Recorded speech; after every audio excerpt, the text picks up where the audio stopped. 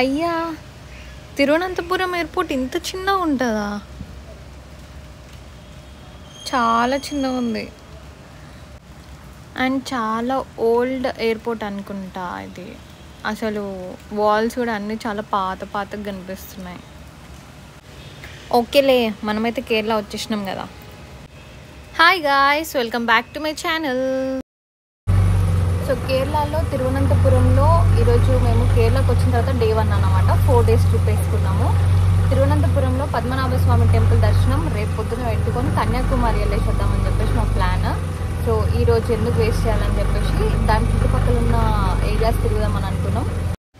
ఈరోజు మన ప్లాన్ ఏంటి, ఎక్కడెక్కడ తిరుగుతున్నాం అనేది మెల్లిమెల్లిగా చెప్తా. ఫస్ట్ అయితే మనం శంగుముఖం అనే బీచ్లో ఉన్నాము. కరెక్ట్గానే అంటున్నాను అనుకుంటున్నా. శంగుముఖం బీచ్లో ఉన్నాం. తిరువనంతపురం ఎయిర్పోర్ట్కి చాలా దగ్గరలో ఉంటుంది అనమాట ఈ బీచ్. సో ఫస్ట్ ఇది చూద్దామని చెప్పేసి ఇక్కడికి వచ్చేసినాము.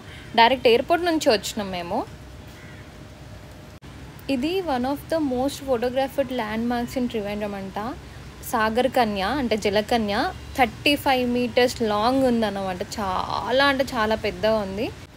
దీనికి వరల్డ్ రికార్డ్ కూడా వచ్చిందంట. ఇది కూడా ఆ బీచ్ పక్కనే ఉంటుంది, అంటే ఒక చిన్న పార్క్ టైప్ ఉంది, అందులో ఉందన్నమాట ఇది. మళ్ళీ స్టార్ట్ అయిపోయి మేము అజిమల శివ టెంపుల్కి వెళ్తున్నాము. చాలా ఫేమస్ టెంపుల్. నాకు తెలిసి అందరూ కేరళ అంటే ఈ ఫోటో అంటే ఈ శివ స్టాచ్యూ చూడకుండా ఉండరు. సో అదే టెంపుల్ దర్శనం చేసుకోవడానికి వెళ్తున్నాము.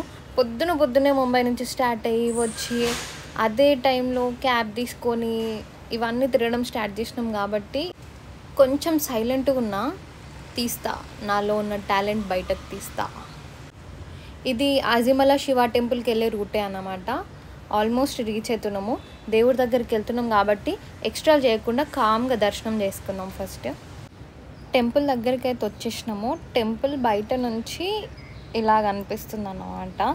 నేను చాలా ఎగ్జైటెడ్గా ఉన్నా లోపలికి వెళ్ళి ఫస్ట్ ఆ శివ స్టాచ్యూ చూడాలని. ఎందుకంటే నాకు శివుడు అంటే చాలా చాలా చాలా ఇష్టం. లోపల టెంపుల్ ఇలా ఉంది. అక్కడ ఫోటోగ్రఫీ అలో లేదు. ఫైనల్గా శివ స్టాచ్యూ దగ్గరికి అయితే వచ్చేసిన. టెంపుల్ పక్కనే ఉందన్నమాట. చూడండి ఎంత పెద్దగా ఉంది అసలు. పెట్టినా కూడా ఫుల్గా అనిపించట్లేదు అసలు.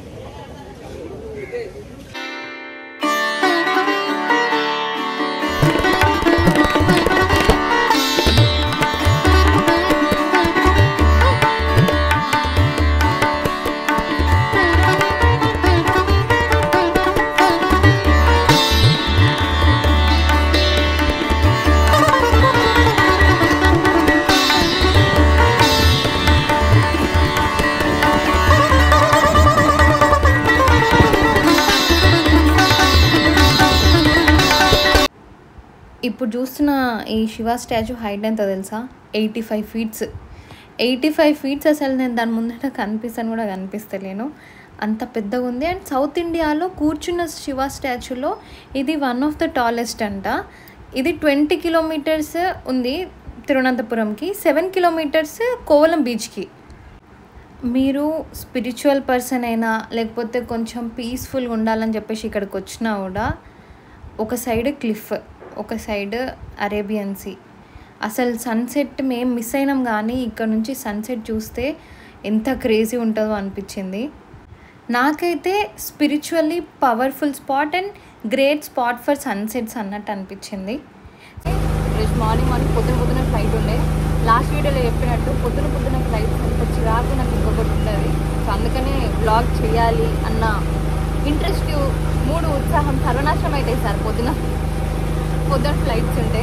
సో మార్నింగ్ మేము ఇంటి నుంచి ఆల్మోస్ట్ 4కి స్టార్ట్ అయ్యి వచ్చినాము. 5:40కి మాకు ఫ్లైట్ ఉండే. డైరెక్ట్ తిరువనంతపురంలో దిగినాము. డైరెక్ట్ ఎయిర్పోర్ట్ నుంచి మేము వచ్చే ముందు ఒక క్యాబ్ బుక్ చేసుకున్నాం అనమాట. ఒక డే ట్రిప్ టైప్ బుక్ చేసుకున్నాము ఈ రోజుకి. సో మేము రేపు కన్యాకుమారి వెళ్దామని చెప్పేసి అనుకుంటున్నాము. కన్యాకుమారి డైరెక్ట్ ట్రైన్లో వెళ్ళిపోతున్నాం మేము. సో ఇక్కడ ఉన్న అన్ని రోజులు అంటే ఈ ప్లేసెస్ కేరళ ప్లేసెస్ కవర్ చేయాలి కాబట్టి ఈరోజు కాకుండా అజిమల ఇలాంటారో నాకు తెలియదు. శివుడు ఐమల శివ టెంపుల్ అదొకటి, వర్గాల బీచ్ ఒకటి, జటాయు ఒకటి, అండ్ ఇక్కడ చిన్న చిన్న దగ్గర ఉన్న ప్లేసెస్ కవర్ చేద్దాం అనుకున్నాం. పూవర్ ఐలాండ్లో ఉన్నాము ప్రజెంట్. పూవర్ ఐలాండ్లో మేము బోటింగ్ తీసుకున్నాం అనమాట. ఇది ఇద్దరికి ఒక గంటకి 2500 ఏమో ఛార్జ్ చేసిండు. 1.5 hour అయితే 3500 ఇక్కడ రాసింది ఈజీగా. అడిషనల్ పర్సన్ అయితే 500 ఎక్స్ట్రా అంట. సో ఇక్కడ వస్తుంటే ఒక కింగ్ ఫిషర్ బర్డ్ కనిపించింది. అదే బాటిల్ మీద ఉంటుంది కదా, ఆ పక్షి కనిపించింది. ఇంకా బాటిల్ దొరకట్లేదు కానీ బర్డ్లు దొరుకుతున్నాయి. ప్రశాంత్ చెప్తున్నాడు ఇక్కడ బాటిల్ దొరకట్లేదు కానీ బర్డ్స్ దొరుకుతున్నాయి అంట.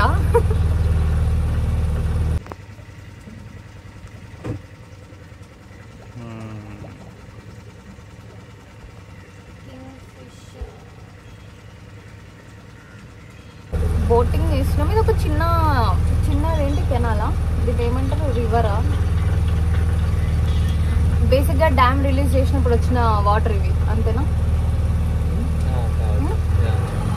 డ్యామ్ గేట్స్ ఓపెన్ చేసినప్పుడు వచ్చిన వాటరు, లేకపోతే డ్యామ్ కన్స్ట్రక్షన్ చేసినప్పుడు ఇక్కడ వాటర్ స్టోరేజ్ అయినాయో తెలియదు. ఒక చిన్న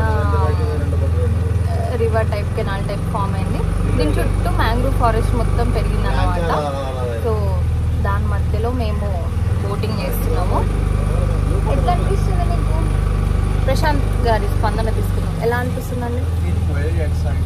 ఓవర్ యాక్షన్ చేయకుండా నిజం చెప్పు.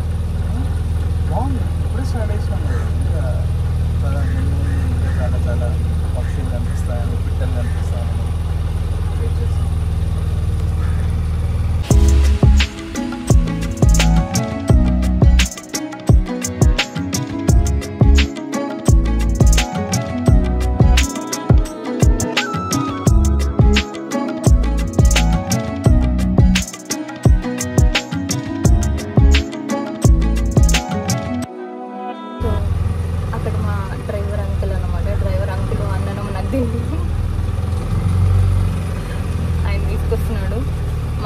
మొత్తం ఆయన చేతుల్లోనే ఉంది ఇప్పుడు.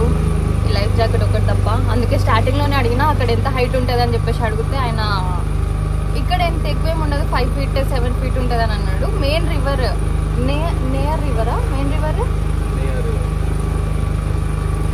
What is the main river Neyyar river Neyyar अभी जाएगा प्लेस है ना AVM canal Anand Victoria Marthanda Varma canal अच्छा okay so main river Neyyar river అంట అక్కడ డెప్త్ చాలా ఎక్కువ ఉంటుంది ఇక్కడ కొంచెం తక్కువనే ఉంటుంది అని చెప్పేసి అన్నాడు సో అదే ధైర్యంతో వచ్చినా మరి देखने का फ्रूट्स है ना पाइनएप्पल हां जंगल पाइनएप्पल तो खाने का नहीं है अच्छा पॉइजन फ्रूट है वो भी जंगल पाइनएप्पल है ओके మ్యాంగోలు ఉన్నాయి యాపిల్స్ ఉన్నాయి పైనాపిల్స్ ఉన్నాయి కానీ అవి తినొద్దు नहीं the fruit the fruits the jungle mango the fruits is a poison oh poison मर गया oh अच्छा जंगल मैंगो पॉइजनस फ्रूट అక్కడ గుహలా ఉంది కదా ఇంతమంది టాప్ లేకపోతే బాగుంది ఇంకా మంచిగా అనిపిస్తుంది కదా ఈ చెట్ల నుంచి పోతుంటే నాకు భయం అవుతుంది ఎక్కడ ఏమవుతుంది అని భయం అవుతుంది అయ్యో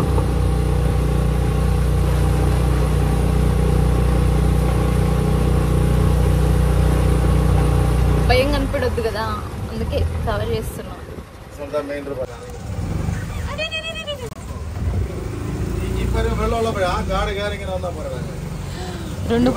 రెండు బోట్లు డాష్ ఇచ్చాయి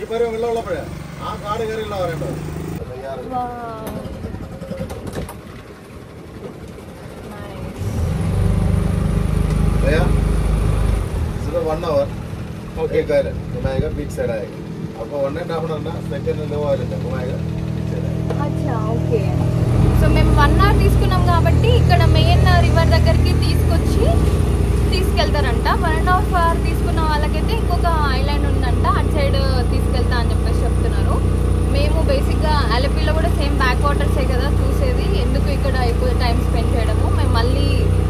వర్కల వరకు వెళ్ళాలి కదా, దూరం వెళ్ళాలని చెప్పేసి 1 hour తీసుకున్నాము.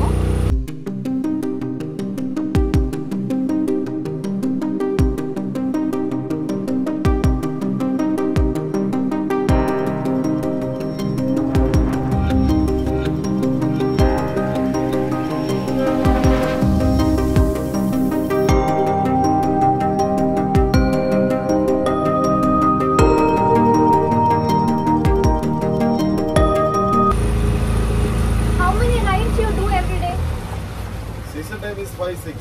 Off season 2-3. 5-6. Okay. One boat. This boat. इधर price में 500 boat है. अच्छा.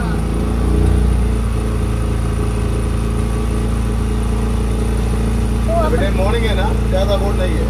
थोड़ा टाइम नहीं जाएगा, पूरा बोट आएगा. 5-6 బోట్ రైడ్ చేశాడంటే ఇంకేం మంచిగా సంపాదిస్తున్నాడు.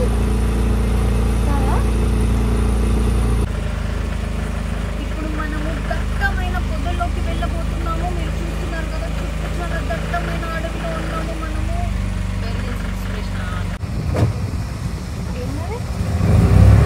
బర్డ్ బర్డ్ అని మాకు తెలుసు. స్నేక్ బర్డ్ ఏదో ఉంది. Okay. Yeah okay.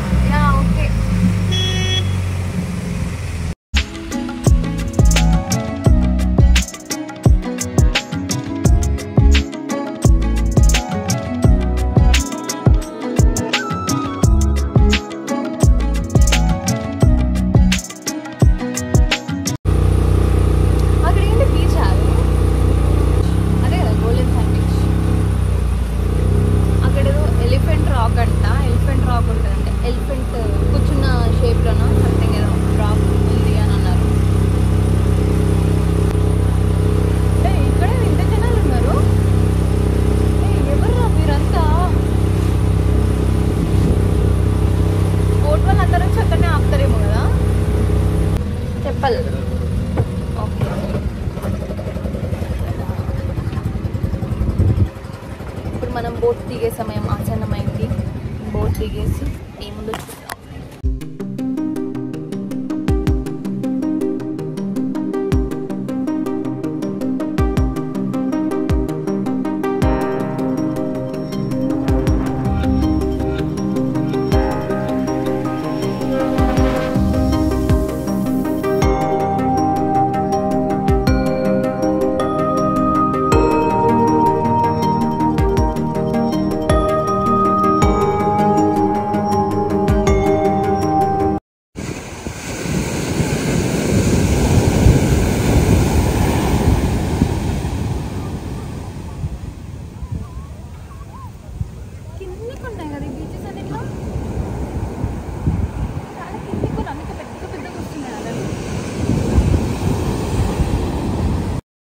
ఈ రివర్ పక్కన బీచ్ ఉందన్నమాట. మనని బోట్లో తీసుకొచ్చి మొత్తం తిప్పి ఇక్కడ కాసేపు ఆపుతాడు. అప్పుడు మనం బయటికి వచ్చి కాసేపు అక్కడ బీచ్ దగ్గర, బీచ్ లోపలికి వెళ్ళడానికి అలో లేదు, చాలా హెవీ టైడ్స్ ఉన్నాయి. అంటే ఎప్పుడు అట్లనే ఉంటుందంట. సో అక్కడ అలో లేదు. కొంచెం దగ్గర నుంచి చూసి ఎంజాయ్ చేసి అట్లా కాసేపు రిలాక్స్ అయ్యి మళ్ళీ బోట్లోకి వచ్చేసేయాలి. రిటర్న్ అయితే అయిపోయినాం మేము. సేమ్ రూట్లో నుంచి తీసుకెళ్ళి మనల్ని మళ్ళీ ఎక్కడ పిక్ చేసుకున్నాడో అక్కడ డ్రాప్ చేస్తాడనమాట. రిటర్న్ వెళ్ళేటప్పుడు ఈ రాక్ కనిపిస్తుంది. అప్పుడు చెప్పిన కదా నేను ఎలిఫెంట్ రాక్ అని చెప్పి. సో ఎలిఫెంట్ పడుకున్నట్టుగా అనిపిస్తుంది కదా, అందుకని దాన్ని ఎలిఫెంట్ రాక్ అన్నారన్నమాట. సో అది కూడా ఒకటి అట్రాక్షన్ అనమాట అక్కడ చూడడానికి. ఓకే, ఓవరాల్గా ఈ పువర్ ఐలాండ్ అయితే బాగానే ఉంది. అంటే కొంచెం కొందరికి 1 hourకి 1500 అవసరమా అన్నట్టు అనిపించవచ్చు. బట్ మన దగ్గర ఇంత ఈ చెట్లు, ఈ నేచర్ ఇదంతా కనిపించదు కాబట్టి అక్కడికి వెళ్ళినప్పుడు అలా ఎంజాయ్ చేయాలి అంతే. జనరల్గా నేను మురుడేశ్వర్ దగ్గర హోనావర్లో బోటింగ్ చేసినప్పుడైనా, ఇంకా వేరే ప్లేసెస్లో బోటింగ్ చేసినప్పుడైనా ఆల్మోస్ట్ నాకు ఇంతే ప్రైస్ పడింది అన్నట్టు అనిపించింది. అంటే it all depends on us. మనకు బాగా టైం ఉండి చూడొచ్చు, మనకు ఫ్రీ టైం ఉంది కదా అని అనుకుంటే ముందు ఒక 1.5 hour అలా వెళ్ళి టైంపాస్ చేసేసి రావచ్చు.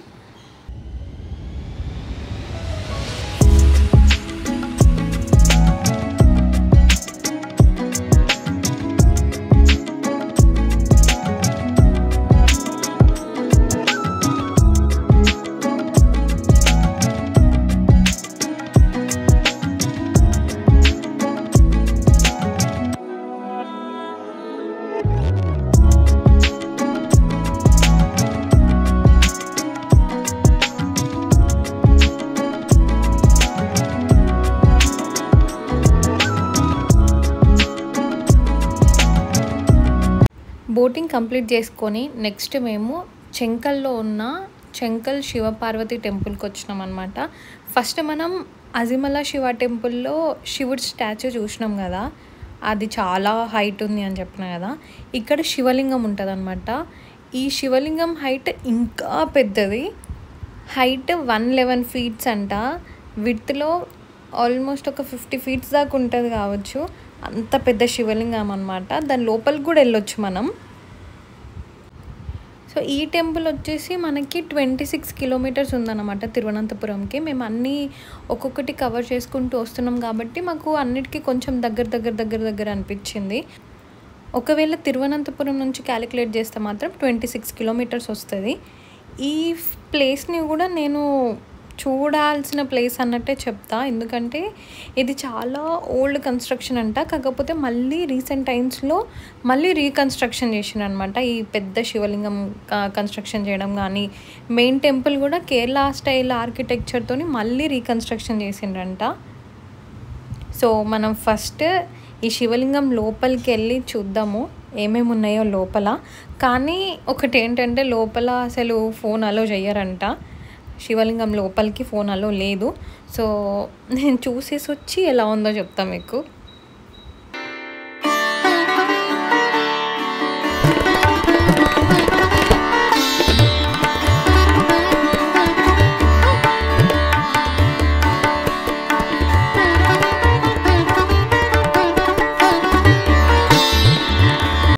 ఆ శివలింగం లోపల 8 ఫ్లోర్లు ఉన్నాయి.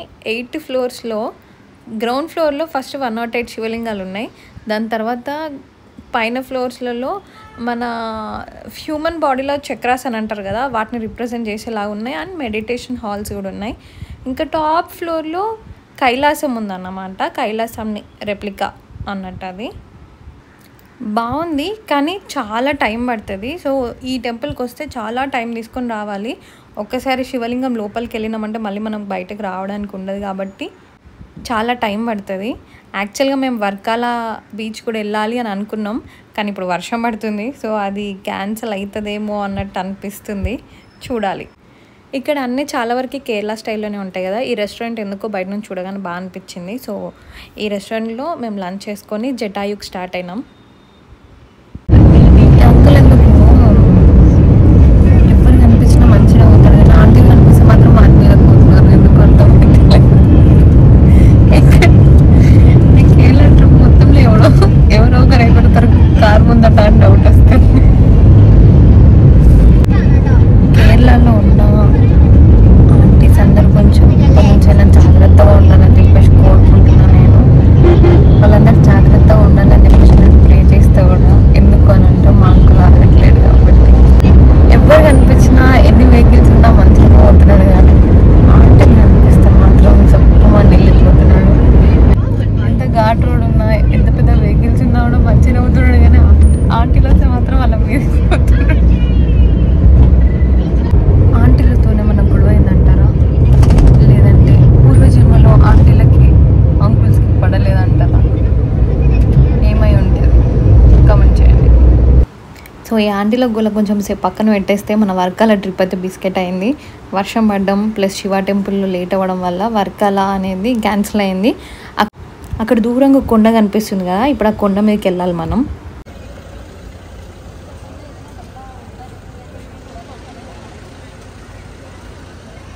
పుట్టు వర్షం పడ్డది.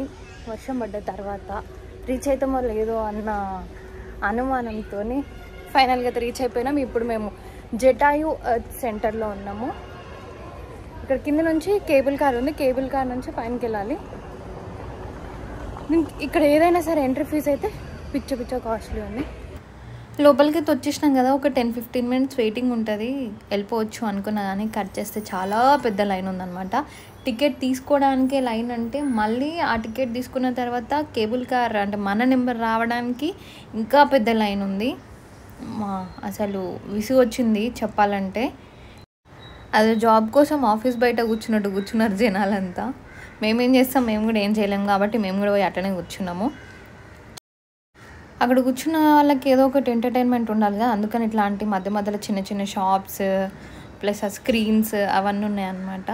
నేను ఆ స్క్రీన్ చూసి కూడా ఓకే మనకు అక్కడికి వెళ్ళాక లైవ్ మ్యూజిక్ ఉంటుందేమో అన్నట్టు ఫీల్ అయినా కానీ అన్ని డేస్లో ఉండదంట లైవ్ మ్యూజిక్. ఎప్పుడో ఒకసారి వాళ్ళు కాన్సర్ట్స్ పెట్టినప్పుడు జరుగుతుంటుంది కావచ్చు. ఫైనల్గా చాలాసేపు వెయిటింగ్ తర్వాత స్టార్ట్ అయితే అయినాము. అక్కడికి వెళ్ళిన తర్వాత మళ్ళీ ఆ కేబుల్ కార్ దగ్గర ఇంకెంత లైన్ ఉందో చూడాలి. ఇప్పటికైతే వెళ్తున్నాము. అమ్మ చూస్తున్నారా ఎంతమంది జనాలు ఉన్నారో. బాగానే ఉన్నాయి. వెళ్ళేవి 4 కార్స్, వచ్చేవి 4 కార్స్ అన్నమాట. సో ఆ 4 కార్స్ ఫిల్ అయ్యే వరకు మళ్ళీ అవి వెళ్ళి మళ్ళీ మన రౌండ్ వచ్చేసరికి వెయిట్ చేయాలి మనం, తప్పదు.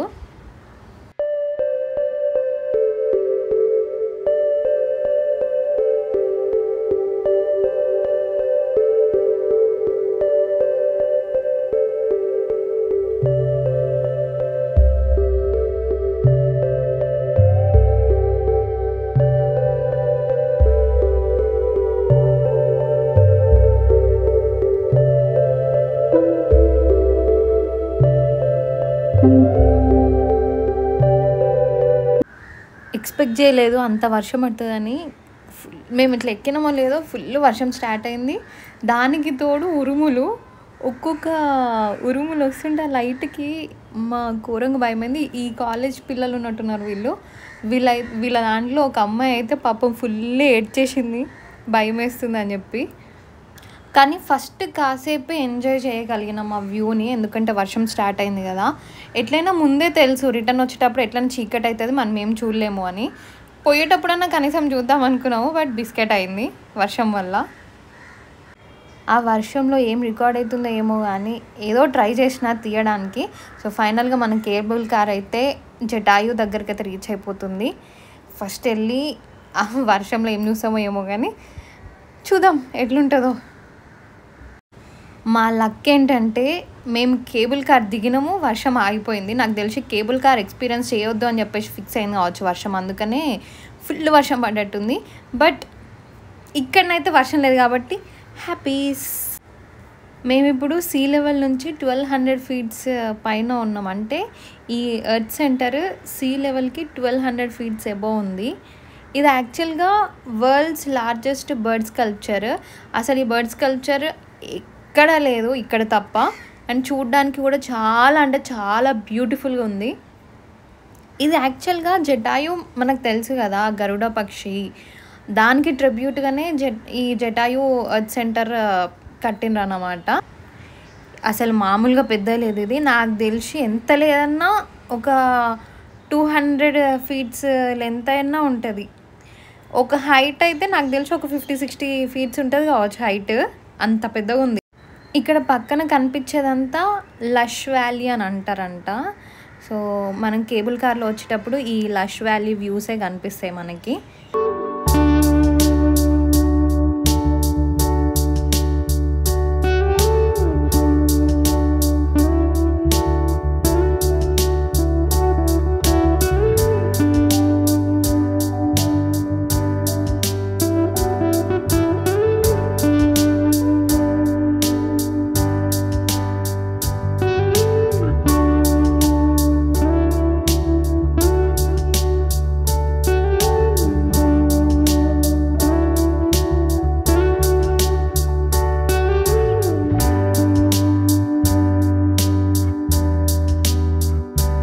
ఈ జటాయు చుట్టూ తిరగవచ్చు, మొత్తం ఓపెన్ స్పేస్ ఉంటుంది, మంచిగా నేచర్ని ఎంజాయ్ చేయొచ్చు. అండ్ కొన్ని మంచి వ్యూ పాయింట్స్ అన్నట్టు కూడా ఉన్నాయి. అక్కడికి వెళ్ళి మంచి వ్యూస్ చూడొచ్చు. యాక్చువల్గా ఇది ఈ జస్ట్ బర్డ్ ఒక్కటే కాదు, ఇందులో విఆర్ మ్యూజియం ఇంకా 3D థియేటర్ కూడా ఉంది. అంటే ఫ్రంట్ సైడ్ నుంచి వస్తే అక్కడ లోపలికి వెళ్ళడానికి ఎంట్రన్స్ ఉంటుంది అన్నమాట. దాని లోపలికి వెళ్తే 3D థియేటర్ కూడా ఉందన్నమాట. ఈ జటాయు లైఫ్ గురించి చూపిస్తారు దాంట్లో. మేము ఇంకా కాసేపు చుట్టూ తిరిగి టైంపాస్ చేసి, వర్షం పడతలేదు కాబట్టి కొంచెం టైం స్పెండ్ చేసినాము, బాగా అనిపించింది. తర్వాత ఇంకా మళ్ళీ కేబుల్ కార్ కోసం మళ్ళీ లైన్లో నిల్చోవాలి కదా, మళ్ళీ వెయిటింగ్లో ఉన్నాము. అప్పుడు మళ్ళీ వర్షం స్టార్ట్ అయింది. నిజంగా మళ్ళీ అక్క అనుకున్నాము. సో కేబుల్ కార్ అయితే వచ్చేసింది అనమాట. ఎక్కేసి ఇంకా కిందికి వెళ్ళి ఫస్ట్ ఫుడ్ తినాలి. ఫుడ్ దారిలో ఒక మంచి రెస్టారెంట్ చూసుకొని డిన్నర్ అయితే కానిచ్చేసినాం. మళ్ళీ తిరువనంతపురం వెళ్ళి రెస్ట్ తీసుకున్నాము. Next day morning Padmanabha Swamy దర్శనం ఉంది మాకు.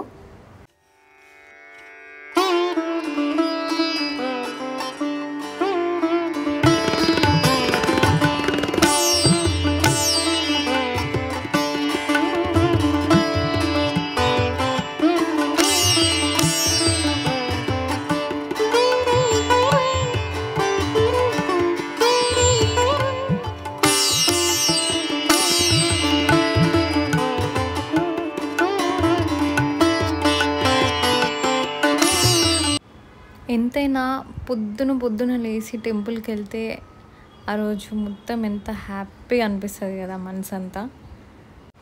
ఇంకా దాంట్లో విజిటింగ్ వరల్డ్స్ రిచెస్ట్ టెంపుల్ అని అంటే ఇంకా హ్యాపీ అనిపించింది. అసలు ఆ మార్నింగ్ ఆ వార్మ్ లైట్స్లో ఆ పెద్ద రాజగోపురం 100 ఫీట్లు ఉన్న రాజగోపురాన్ని అక్కడ నుంచి చూస్తుంటే దాని లైట్ అక్కడ వాటర్లో ముందున్న కోనర్లో రిఫ్లెక్ట్ అవుతుంటే ఎంత బాగా అనిపించిందో. మేమైతే మార్నింగే దర్శనం చేసుకుందామని వచ్చినాము.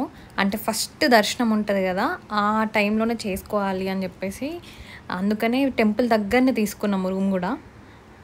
అందరికీ పద్మనాభ స్వామి టెంపుల్ అంటే world's richest temple, mysterious temple అనేది తెలుస్తుంది. కానీ ఈ గుడిలో ఉంటే ఏమో ఆ ఎనర్జీయే వేరు అన్నట్టు అనిపించింది నాకు.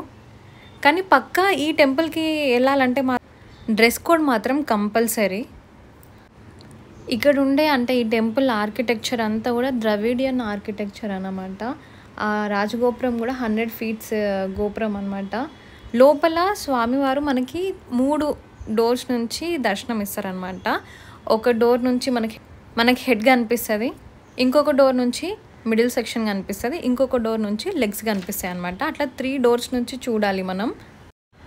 నన్ను అడిగితేనైతే ఎర్లీ మార్నింగ్ దర్శనం చేసుకోవడమే బెటర్ అని చెప్తా. ఎందుకంటే దాని తర్వాత చాలా క్రౌడ్ అయిపోతారు, దర్శనంకి చాలా టైం పడుతుంది. ఎర్లీ మార్నింగే దర్శనం చేసుకుంటే ఆ టైంలో దర్శనం చేసుకుంటే బాగుంటుంది. ప్లస్ మార్నింగ్ దర్శనం అయిపోయిన తర్వాత మీరు అక్కడ దగ్గరలో చుట్టుపక్కల ఇంకా వేరే టెంపుల్స్ కూడా ఉంటాయి, అవి కూడా తిరగవచ్చు. లేదంటే వేరే ప్లేసెస్కి వెళ్ళొచ్చు. ఫ్రీగా కూడా దర్శనం అవుతుంది మార్నింగ్ టైం అయితే. మేమైతే 4 o'clock దర్శనంకి వెళ్ళినాం కాబట్టి ఎక్కువ జనాలు లేకుండే. సో మేము 2 times వెళ్ళి మరీ దర్శనం చేసుకున్నాం అనమాట. దాని తర్వాత వెళ్ళిన వాళ్ళు కనీసం వాళ్ళు ఫస్ట్ దర్శనంకి ఇట్లా చాలా కష్టపడాల్సి వచ్చింది అనమాట, ఫుల్ క్రౌడ్ ఉండేసరికి. ఫోన్స్ కానీ స్మార్ట్ వాచెస్ కానీ లోపల వీడియోస్ చేయడం, ఫొటోస్ చేయడం కానీ దేనికి అలో ఉండదు. బయట లాకర్స్ ఉంటాయి, వాటిలో అయినా పెట్టుకొని వెళ్ళాలి, లేదంటే వచ్చేటప్పుడు హోటల్లో పెట్టుకొని రావాలి. నాకైతే మార్నింగ్ టైంలో అంటే ఆ వార్మ్ లైటింగ్లో ఈ గోపురం, ఆ టెంపుల్ సరౌండింగ్స్, ఆ కోనేరు అదంతా మార్నింగ్ టైంలోనే మంచి అనిపించింది. అండ్ దేవుణ్ణి 3 doors నుంచి చూడాలి అని చెప్పిన కదా. సో మాకేంటంటే మేము 2 times దర్శనంకి వెళ్ళినామని చెప్పిన కదా. సో ఇంకా బెటర్గా క్లియర్గా ఉండే అన్నమాట. మేము క్లియర్గా చూసినాము దేవుడిని. ఎందుకంటే లోపల ట్యూబ్ లైట్స్ కానీ గర్భగుడిలో అట్లా ట్యూబ్ లైట్స్ ఏమి ఉండవు, జస్ట్ దీపాల వెలుగులో మాత్రమే దేవుణ్ణి చూడాలి. దర్శనంకి వెళ్ళే ముందు మాత్రం అక్కడి టైమింగ్స్ కనుక్కొని వెళ్ళండి. ఎందుకంటే చాలా బ్రేక్స్ ఉంటాయి దర్శనంలో. అంటే లోపల అభిషేకం అని అవన్నీ ఇవన్నీ నడుస్తుంటాయి కాబట్టి చాలా బ్రేక్స్ ఉంటాయి. 1 hour 1 hourకి హాఫ్ అన్ అవర్కి బ్రేక్స్ ఉంటాయి. సో అవన్నీ తెలుసుకొని ఆ టైంలో దర్శనంకి వెళ్ళి లైన్లో నిల్చోవడం అనేది బెటర్ అని నా ఫీలింగ్. సో మేము 4 o'clockకి దర్శనం చేసుకున్నాం కాబట్టి అక్కడ టెంపుల్ బయట కొన్ని ఆటోస్ ఉండే అనమాట. వాళ్ళు చెప్పిండ్రు ఇక్కడ ఇంకొక టెంపుల్ కూడా ఉంటుంది, అమ్మవారి టెంపుల్ చాలా బాగుంటుంది అని. అంటే ఎట్లయినా మార్నింగే దర్శనం చేసుకున్నాం కదా, అయిపోయింది కదా దర్శనం అని చెప్పి అక్కడికి కూడా వెళ్ళినాము. అక్కడే ఈ దీపాలు వెలిగిస్తున్నాను నేను. ఈ పద్మనాభ స్వామి టెంపుల్ దగ్గరలోనే ఒకటి గణపతి టెంపుల్ కూడా ఉంది. ఆ టెంపుల్ కూడా చాలా బాగుంది. ఎవరైనా వెళ్తే ఆ టెంపుల్ కూడా చూడడానికి ట్రై చేయండి.